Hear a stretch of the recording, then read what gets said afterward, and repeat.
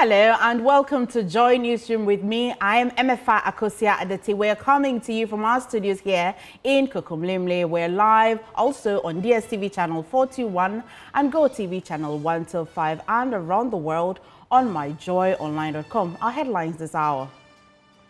Cerebrospinal meningitis, what you know as CSM, a rise in Upper West region with death toll hitting 14. We'll bring you details as Send Ghana calls for emergency health protocol to curb the situation. Also, a rise for change for economic growth calls for immediate probe into 2020 and 2024 election killings. We expect a credibility report that reflects the truth if the findings do not align with the evidence we saw in the video.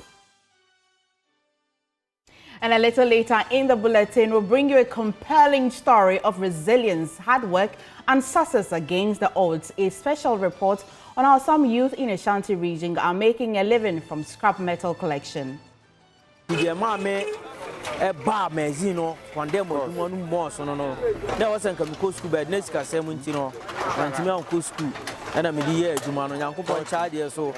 My year Jumana Yeska be shop with fear, a Jumanuma, Yeska, they are 2 points.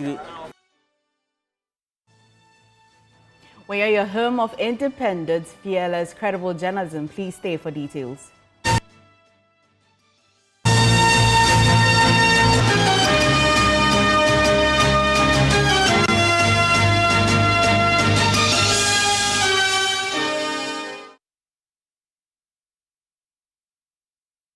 Many thanks for choosing us. And this afternoon, health officials in the Upper West region are raising concerns as cases of cerebrospinal meningitis, CSM, continue to rise with infection increasing from 42 to 60 and fatalities reaching 14.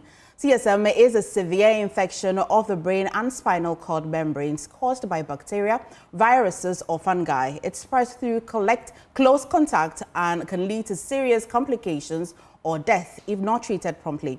Health experts attribute the rise in death toll to misdiagnosis, delayed treatment, and the high cost of medical care, urging immediate curbs to curb the outbreak. Now let's get more updates from the Upper West regional correspondent Rafiq Salam. Rafiq, thank you for joining us. And so we know that CSM is quite on the rise across the country, not just even in the Upper West region. The Ashanti region is also recording some cases. But let's stay with the Upper West region. What has the health authorities been saying about the CSM outbreak? The health authorities in the Upper West region, according to them, have been caught flat-footed because they thought that this is a disease that normally occurs during the hot weather conditions. And then, CSM exists in the places where you have a long dry spell.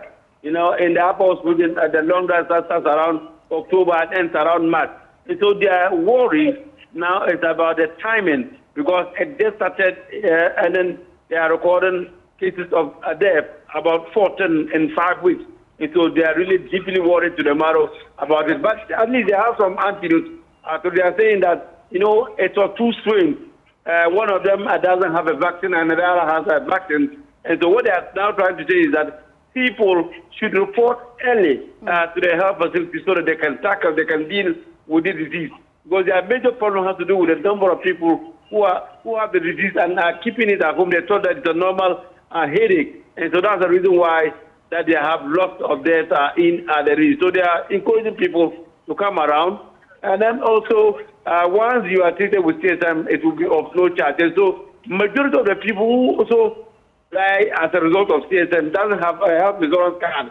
And so because of that, they delay in the housing because of these payments. So the health authorities are come up due to the benevolence of the new Director General. He is saying that whoever is taking care of has medication on CSM will not pay. So these are the measures that they are taking in the region. But we are also told the information that we got is that during the course of the week, there will be some high-power delegation from Accra. Probably the new Director General of the Ghana Health Service will be among for them to see how things will pan out in the region. Well, have they also touched on the main reason why it can escalate quickly to cause death? Because we have recorded 14 persons dying in Upper West region. Yeah, they told us the reason why they are having the death is because of late reporting. Sometimes the disease started, some of them think it's a normal headache they are having, and so because of that, they delay in reporting to the health facilities. So that is the main reason why the health authorities have told us is a... Oh, I'm sorry, I lost Rafiq, but Rafiq will bring us more details in subsequent bulletins. But still on health issues now, policy advocacy group Send Ghana has raised alarm over the rising causes of cholera and meningitis across the country, urging the government to take swift action to contain the outbreaks. The organization is calling for immediate funding, stronger public health preparedness, and nationwide public education to prevent further loss of lives. Now, on your screen will be excerpts of statements released earlier. Now, let's bring that to you.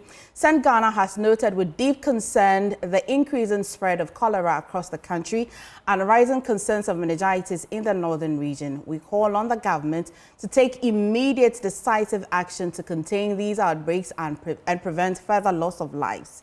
It continues to say the cholera outbreak, which began in the western and central region in October, is steadily spreading to other areas, including eastern, Greater Accra, and northern regions. Meanwhile, meningitis cases are also rising in part of the northern Ghana, posing an additional threat to public health. The simultaneous outbreaks of these diseases demand urgent and coordinated actions to protect lives and prevent further escalation. It also goes on to say, as a matter of urgency, we strongly urge the Ghana Health Service to equip the health promotion units with the necessary resources to implement a comprehensive public education campaign on cholera and meningitis control. Also, in addition to responding to this outbreak, the government must take immediate action by making urgent budgetary allocation to contain the spread. Beyond this, Ghana must prioritize long-term preparedness and establish a dedicated and sustainable public health emergency fund to ensure a rapid and effective response to further outbreak, effective response to future outbreaks at both national and district levels. Finally, in the meantime, we urge all Ghanaians to adhere to the health protocols and guidance provided by the Ghana Health Service to effectively manage both the cholera and meningitis outbreak. That is a statement that was released by Send Ghana on cholera and meningitis outbreak. Now, moving on, in a letter cited by Joy News dated 7 February 2025, states that the Ghana Education Service has interdicted the headmaster of Pinar Secondary School, Mr. Adams Mahama Isakatu, following an incident involving food items allegedly found in his official vehicle. According to a directive from the Director General of GES, the interdiction is effective immediately and forms part of a full-scale investigation into the matter. The official was reported transporting the items from Pinar Senior High School to WA on Thursday, February 6, 2025. GES emphasizes that the interdiction is a procedural requirement and does not imply guilt. The outcome of the investigation will determine any further actions. In the meantime, the affected official has been directed to hand over school administration and all property to the Upper West Regional Director of Education and make themselves available to assist with investigations and also refrain from any action that could interfere with the process. GES urges the public to remain patient as investigations proceed. For any further clarification, individuals may contact the Regional Education Office during official working hours. Now, let's get more again from my colleague, Rafiq. Salam, Rafiq. If you can hear me, give us updates as to this particular story. This particular story came from Pina in the Lambusi district of the Upper West region, where the headmaster, Isaac Adams, popularly known as Okonko, was alleged to have stolen and was carting some, bags of rice from Pina to and upon a tip-off from the police, he was arrested. And so the incident was reported to the police station in Nandom, and then later, subsequently, we are told that the case will be brought to work for them to do further investigation on the issue. But the letter that we have just cited from the Ghana Education Service indicates that he has been interdicted for now and is expected to hand over whatever school property or the man who will be in charge will be the regional director of the Upper West Ghana Education Service, the person of Mr. Razak Abdul Fura.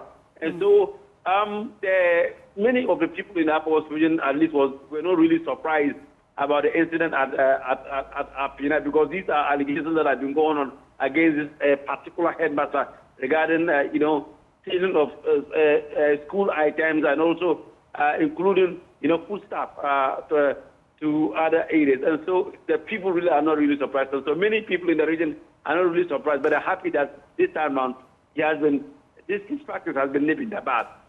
Well, so Rafik, you're telling us that it's not quite new. Many people have alleged that he's been doing this for a while now. And so how was this particular incident found out? Was it that there was a tip-off, or it was just a routine check by the police and then they found all these items in the back of the truck? No, it was upon a tip-off. It's from within, some circles at the school, and then they reported to some people around.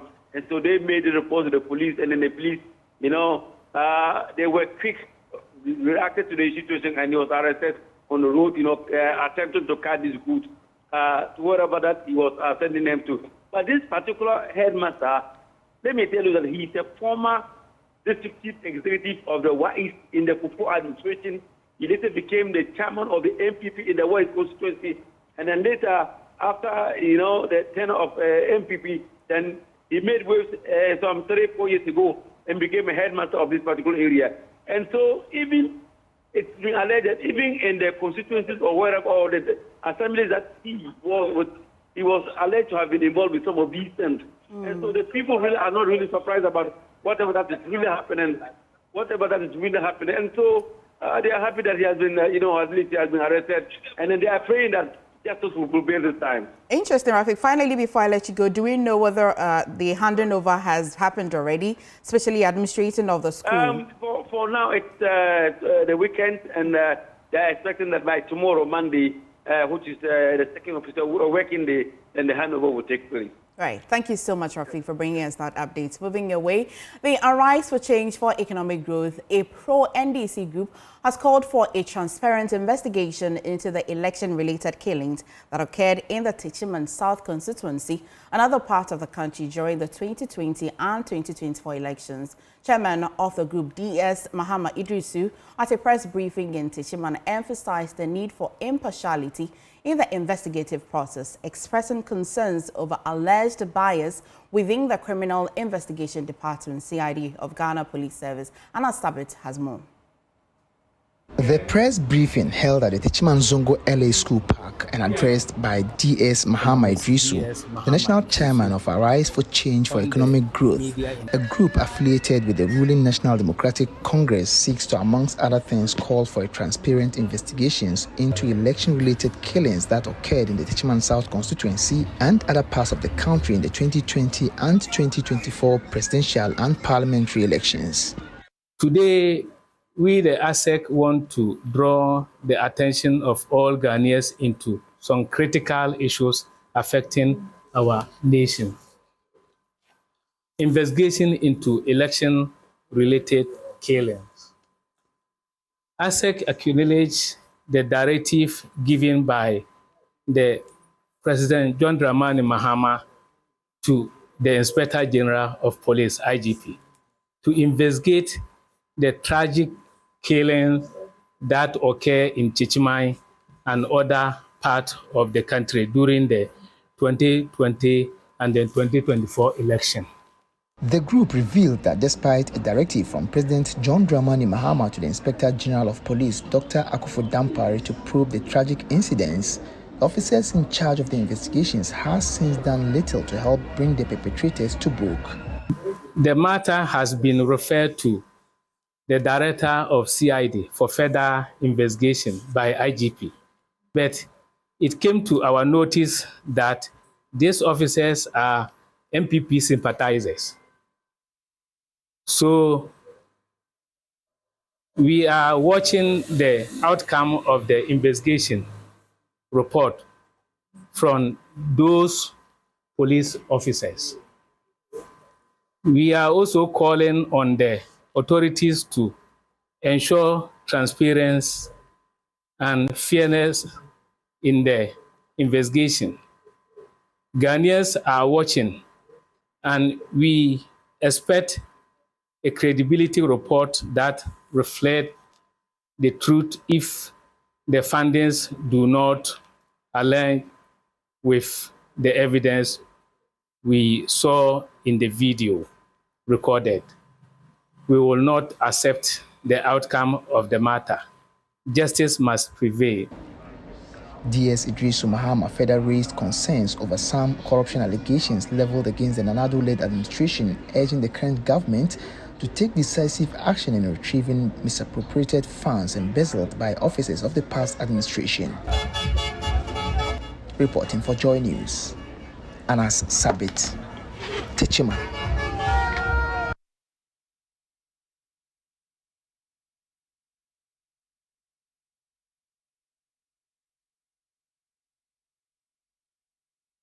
Now moving on, both the minority and majority in Parliament are backing a petition calling for an investigation into unsavory remarks directed at the late President Jerry John Rawlings' daughter.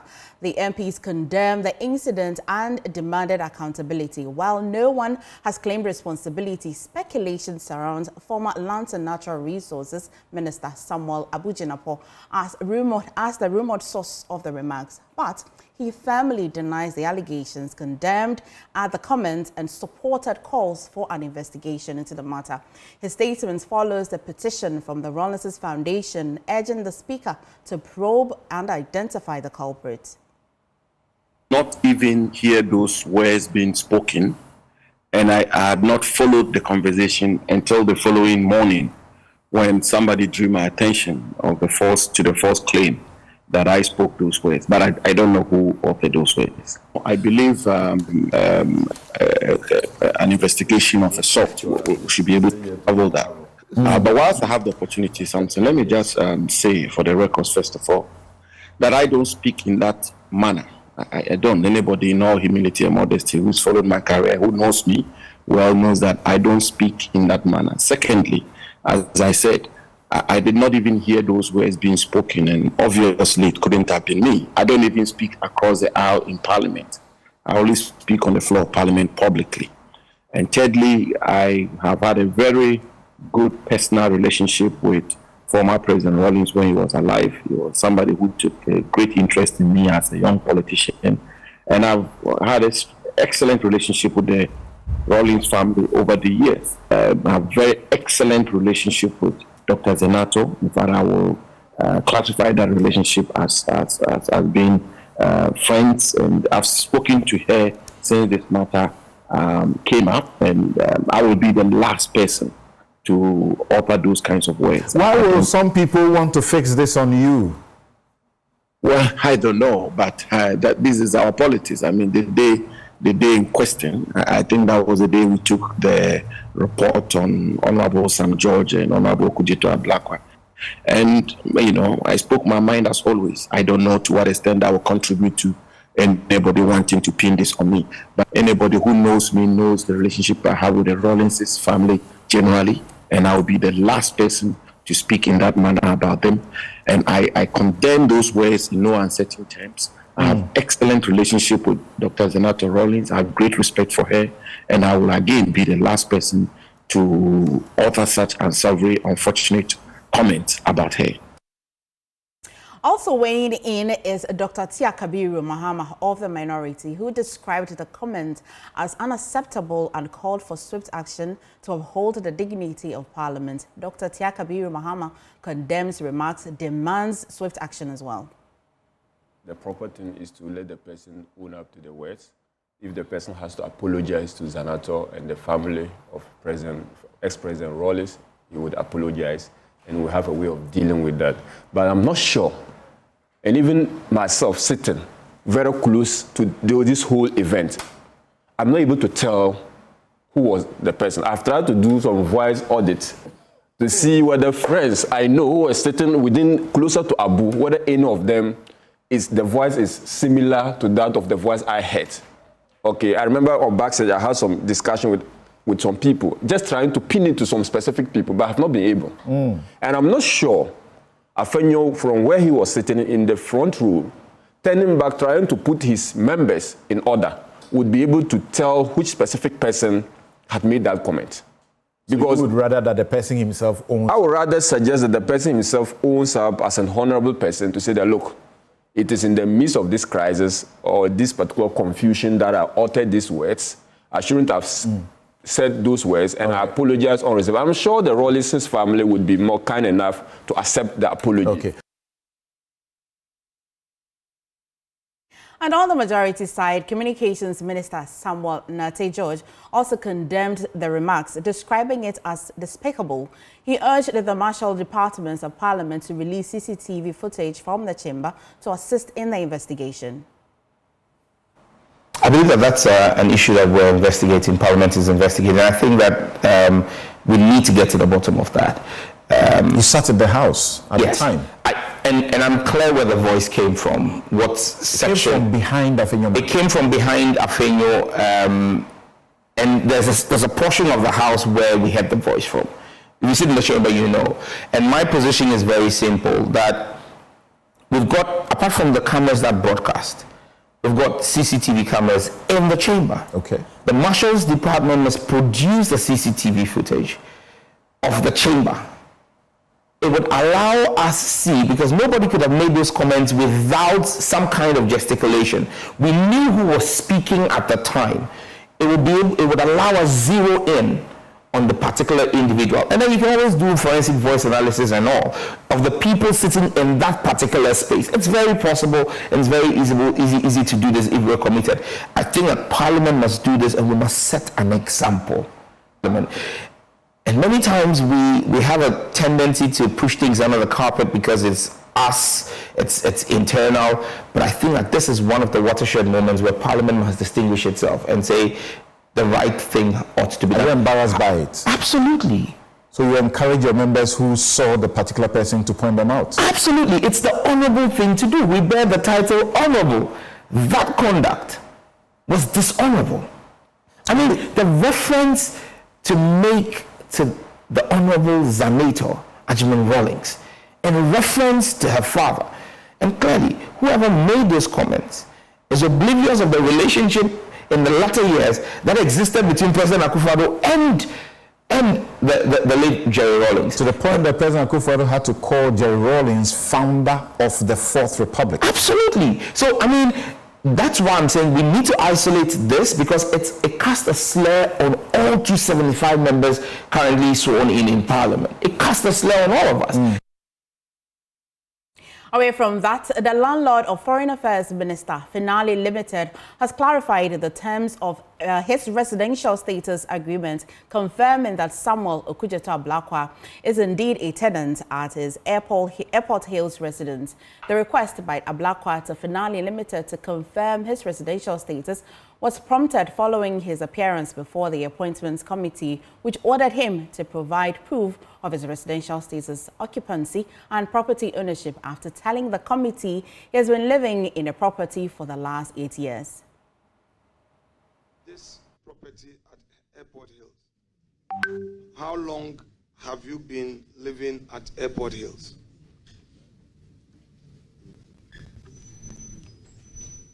About 8 years. Is it your own property? Is it your own property? No, I am renting. I'm a tenant.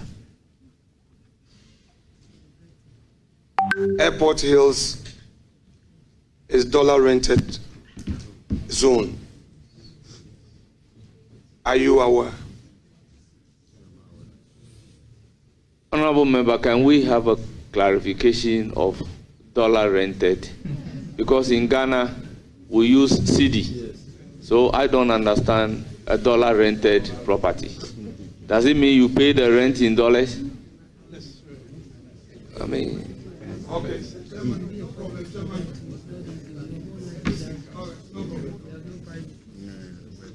Okay, Honorable Member. So your rent, do you pay it monthly or you pay it annually?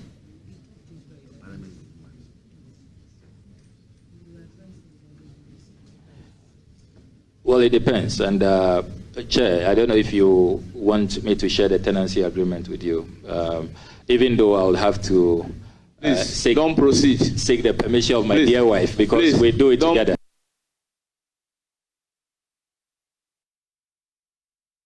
In a response, Finale Limited wrote to the chairman of the Appointments Committee, Bernard Ahiafo, outlining the details of our Blackwest tenancy agreement dated March 1, 2017, and a land title certificate issued on December 15, 2017. Here are the details contained in that letter. Details contained in that letter are as follows. It says, with the consent of the homeowner and the tenants in the above subject matter property, we conducted a thorough search of our files. Our research above shows 1. A land title certificate issued on the 15th of December and registered as GA 53985, Volume 2, Folio 1440 for a parcel of land measuring 0.29 acres, one plot, from Finale Limited to Hosni Al-Thebe. 2. A tenancy agreement dated the 1st of March 2017 between Hosni Al-Thebe and Samuel Okujuto Ablakwa and Noella Seidu, for which we granted our consent on August 8, 2017. 3. A renewal agreement dated the 1st of March 2022. The tenancy is still subsistent and the requisite consent has been granted thereon. In addition to the letter, are attached copies of the land title certificate document, the consent certificate 2022 renewal, the tenancy undertaking signed in 2017 and 2022 respectively, and the leases acknowledgement 2017 and 2022. It concludes by saying that Airport Hills is an owner-occupied community with a very limited number of rentals subject to the consent of Finale Limited.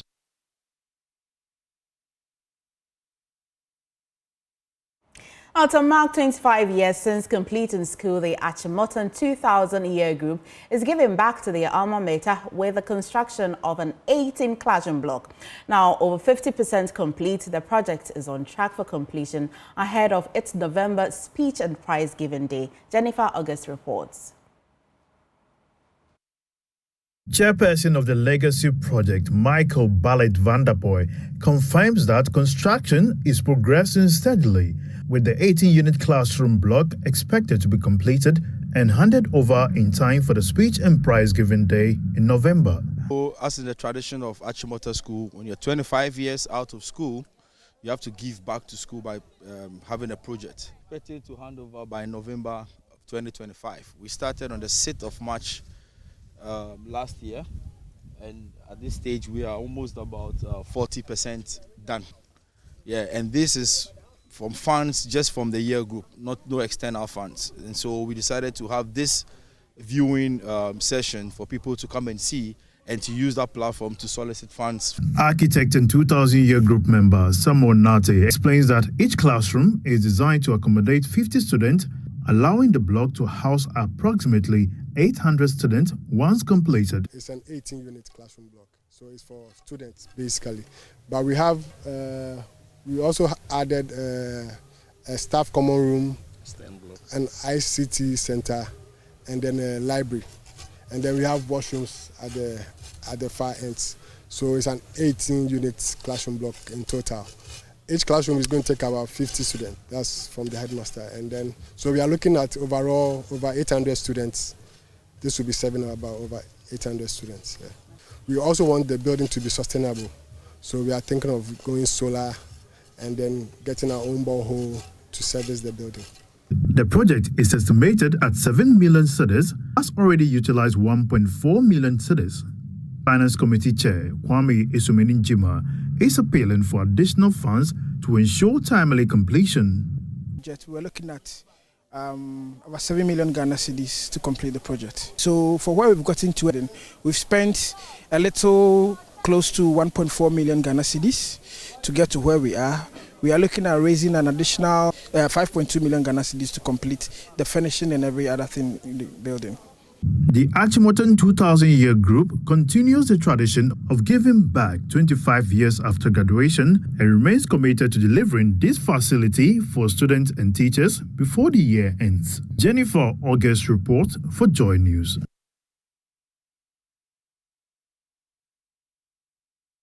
Now to the story where a Ghanaian Islamic scholar in Saudi Arabia, Dr. Al-Hadil Abdallah Ismail, after becoming the second Ghanaian ever to have graduated with a PhD in Quran recitation at the Islamic University of Medina, is expected to make an impact with his new knowledge in spreading the teachings of the Holy Quran. His admonition Ghanaian students who usually fall out in the process due to its difficult nature to endeavor towards attending this feat due to its numerous religious, social and financial benefits. Anna Sabit has more in this report. Hifz, or memorization of the Quran, is a noble endeavor that every Muslim reveres. It is a journey that transforms a student into a guardian of divine words. Despite its numerous blessings, students of the Quran often face countless difficulties, including memorizing long passages in a foreign language, understanding the nuances of the text due to complex grammar and vocabulary, grappling with the depth of meaning and interpretation, amongst others. As a result, many foreign students who attempt studying the Quran through the Faculty of Quran in the Islamic University of Medina fall out in the process. However, for the second time ever, a Ghanaian has risen through the ranks to obtain a PhD in Quranic recitation at the College of Quranic Recitation in the Islamic University of Medina. My name is Al-Hadir Abdallah Ismail, born in Kumasi, and Alhamdulillah, I came here in Islamic University and I specialized in the Quranic intonation, which is the different styles of reading the Quran, what we call Qira'at. And I started my first degree. I graduated from the first degree to the second degree, and Alhamdulillah, today I graduated in the PhD, which is the third degree. Dr. Al-Hadir Abdallah Ismail, who has been studying in the university under a scholarship program since the year 2010, expressed gratitude to the Most High God for the guidance in the process. First of all, we give thanks to Allah subhanahu wa ta'ala, the Almighty, who bestowed His mercy on us to get ourselves in this position. Today being a day that I defend my thesis, I'm very excited. I'm overwhelmed about His bestowed on me, and I use the opportunity to give thanks to my parents, my teachers, and the colleagues who have been supporting me throughout this journey. Dr. Al-Hadir Abdallah, a native of Kumasi in the Ashanti region, shares some challenging moments encountered during the period, but was however quick to encourage Ghanaian students to endeavor towards attaining this feat due to its numerous benefits in shaping the life of the Muslim Ummah. Alhamdulillah, the Faculty of Quran is one of the faculties that most of the students don't want to join due to how it needs time, and also it has a lot of knowledge that you're supposed to memorize. Dr. Al-Hadir Ismail, after attaining this feat, is expected to make an impact with his new knowledge in spreading the teachings of the Quran to align with the standard practice across the various Ghanaian communities, with the hope that more Muslim students will follow suit. I will encourage my brothers to join this faculty, because we all know that we need the Quran in our lives, and the Quran directly links us to Allah subhanahu wa ta'ala. And looking at the limitation of those who graduated in the faculty, and we need much of students to join, I will use this opportunity to encourage our brothers to reach where we have reached today. And I'm wishing our brothers who are studying in the faculty will put much effort to learn hard, so that they will also go beyond what we have reached, inshallah. Anna Sabit, Joy News, from the Islamic University of Medina. Oh, congratulations to him. You're watching Joy News with me, Mefa Kosiadati. We'll go for a quick breather. I'll be back shortly.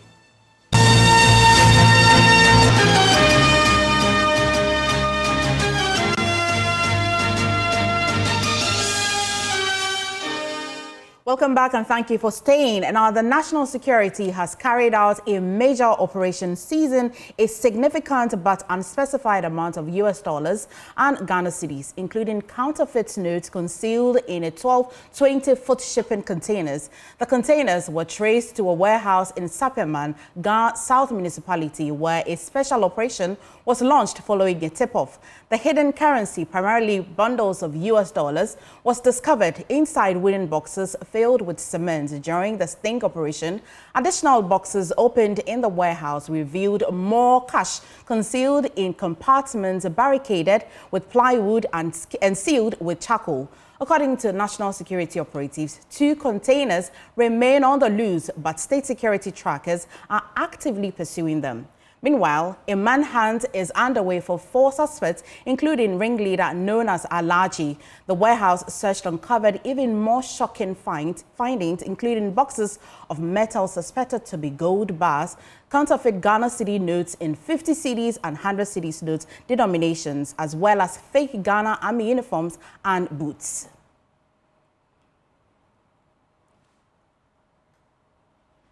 Well, away from that, with plastics now a very integral part of our daily lives, how will a strict ban feel for many users? That question is now a reality.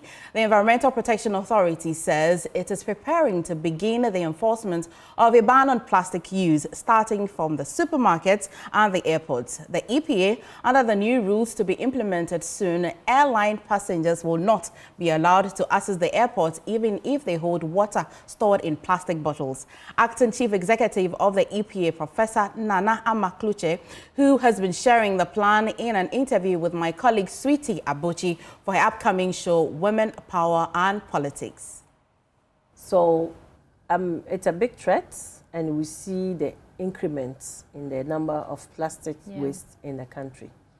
There are a lot we can do. We can learn from other countries. We can learn from Rwanda.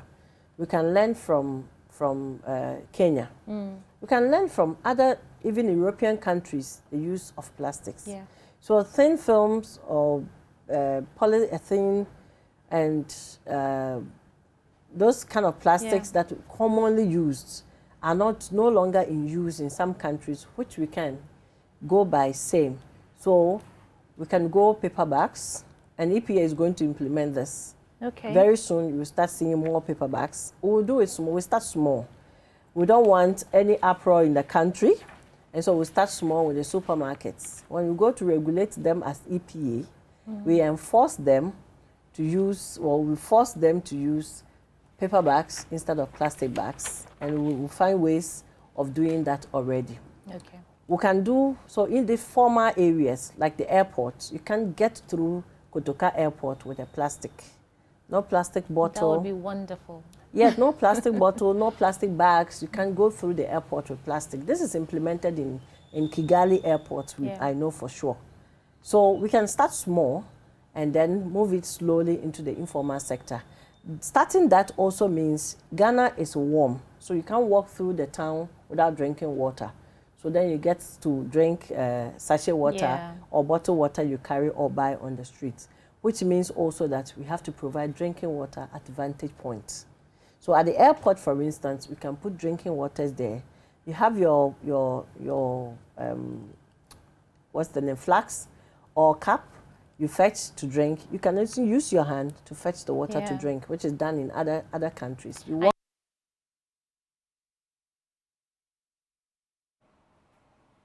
The 2025 edition of the Love FM Health and Fitness Walk exceeded expectations as participants show up in their numbers for the exercise.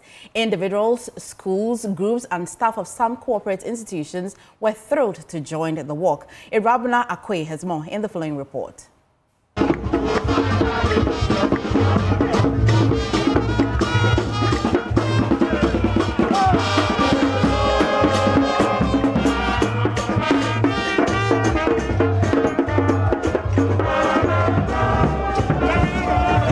It's the 2025 edition of the Love and Insura Health Walk. As you can see behind me, there are hundreds of people who have come out from their houses to participate in the walk. We started from the Kumasi City Mall. We are now at Ahoju. We are going to pass through Kejeti Edum all the way back to the City Mall.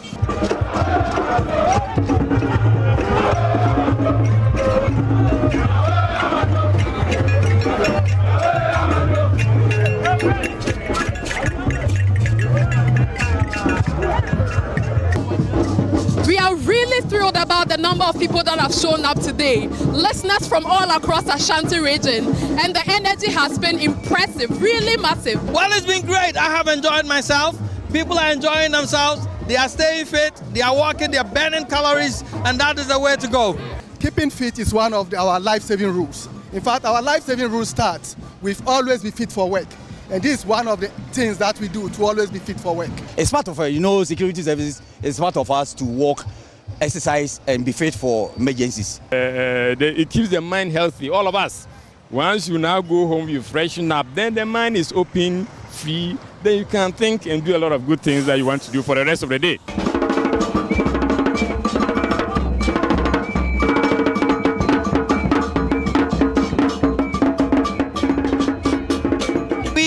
Conscious of our health, and we believe in family. We want to encourage healthy living, more people to stay healthy. And so we thought it wise that let's come together every quarter and move forward and be able to get people very active and all that. So far, so good. Aside the exercise, you meet other friends, you form business alliances and the rest. So the person has missed, and I'll encourage people to join the subsequent ones. And I just said, inshallah for the yakai omohona, omoni yetu anamose. Ebi si sada de mi hu radio station na TV station bia on oya health work afre. By na de mo afre and many ajepa. I'm really very happy to be a part of the work, and once again I commend multimedia for being a pace setter almost in everything. And this is one. I commend management and staff for this. Yeah, so this brings us to the end of the Love FM Insura FM Health Walk. This has really been exciting, and we are ending with aerobics. See, the calories that we have burnt today can take us for the rest of the year. My name is Arabna Queen.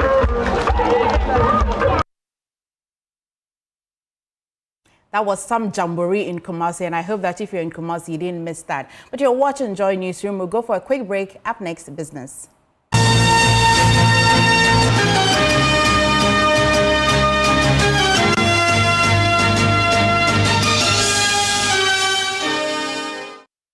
Welcome back, and thank you for staying. Time now for business. It is a story of resilience and hard work for some Ghanaians in the Ashanti region whose educational pursuits were cut short due to various reasons. But today, they are making a decent livelihood from picking scrap metals to sell for recycling. Joy News Mahmoud Mohammed Nuruddin has been monitoring the activities of these Ghanaians and reports that it's lucrative despite the dangers.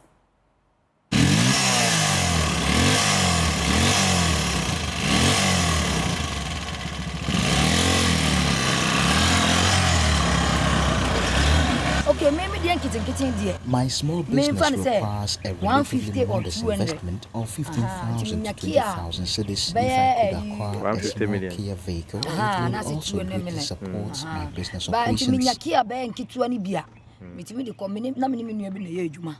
Meet 37-year-old Ateni Akudugu, who started her journey to success by walking long distances, collecting scraps, and carrying them for miles to be sold.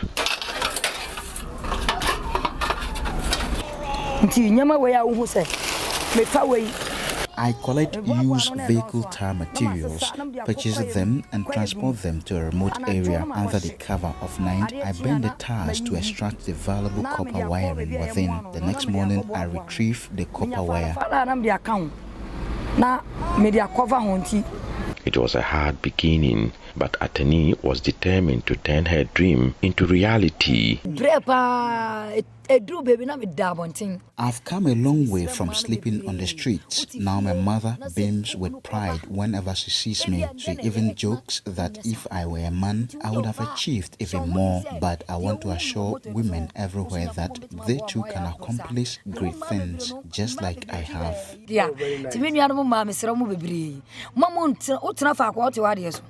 Atani is named as Ya Asantewaa by her circles because of her hard work and resilience. In fact, I've become so renowned in magazines that people refer to me as Ya Asantewaa, a testament to my strength and resilience. Today, her hard work has built the family a 3-bedroom house.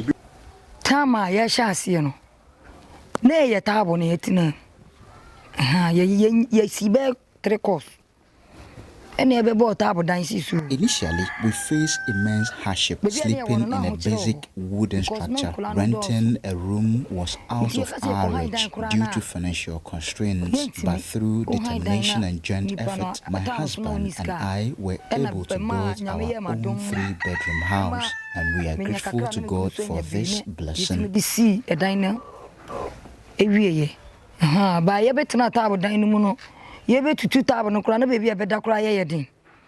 husband, Alali Akudugu, is appreciative of the wife's efforts in keeping home alive. I've always prayed fervently for her well-being. In fact, I've often said that if fate were to take one of our lives, please let it take mine instead, so that she can continue to care for our children. Losing her would be devastating. I don't know how I would manage to raise our kids on my own. I've diversified my work to include trading dirty oil, as there are times when scrap metal is scarce. To make ends meet, I buy and resell the dirty oil, partnering with someone to make it a viable venture. Ateni is not alone in this journey. Many young people who struggle in the educational system are making a living from the scrap business. Among them is Abbas Yusuf, who turned to gathering and selling of scraps after a challenging academic journey.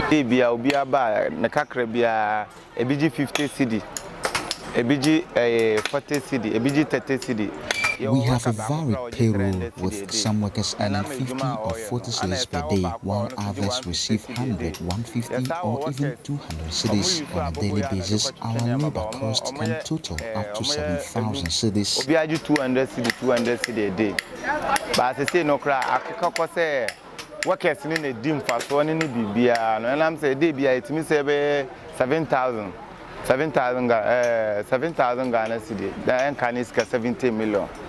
Among the team is 19-year-old Zainuddin Bello, a high school graduate who once aspired to become a doctor. Now he's making a living through the collection of scraps.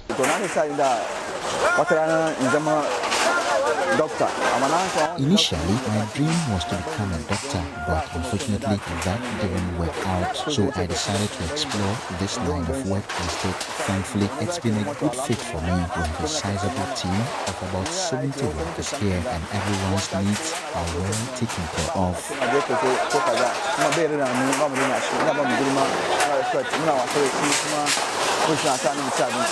Also making an impact is Isa Ishaq, who could not afford to continue his education after junior high school.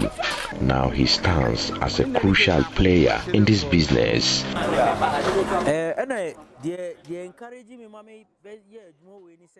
That'll be all for today on Joy Newsroom with me, MFA Akosia Adeti. For more news, though, do log on to myjoyonline.com. Many thanks for choosing us. The law is up next.